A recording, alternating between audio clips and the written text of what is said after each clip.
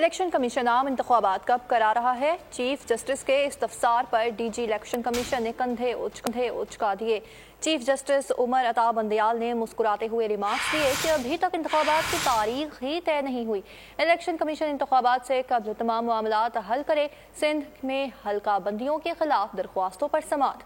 Supreme court ने मामला वापस इलेक्शन कमीशन को भिजवा दिया। चीफ जस्टिस ने कहा कि मुतादिद बार हल्का बंदियों का मामला आ चुका है। इलेक्शन कमीशन हल्का बंदियां शफाफ तरीकाकार से करे।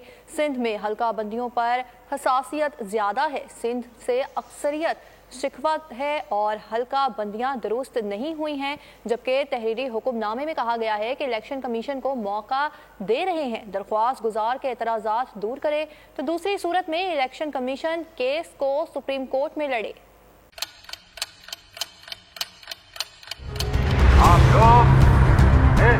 पाकिस्तान में आजाद है। सहाफती उसूलों पर कारबंद बोल न्यूज ने रखी रिवायत बरकरार। बोल न्यूज की जानिब से देखने वालों को यौम आजादी की बेहद मुबारकबाद। मुल्क भर से जश्न आजादी की तकरीबात बोल ने दिखाई अपनी स्क्रीन पर। पाकिस्तान के 76वें यौम आजादी का जश्न बोल ने सुनाई पाकिस्तान जिंदाबाद के नारों की गूंज।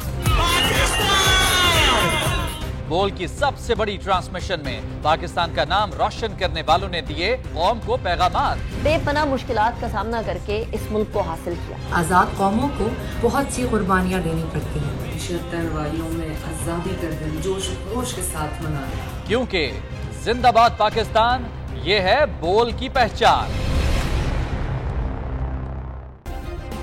सब्सक्राइब करें और बेल दबाएं ताकि कोई खबर रह न जाए।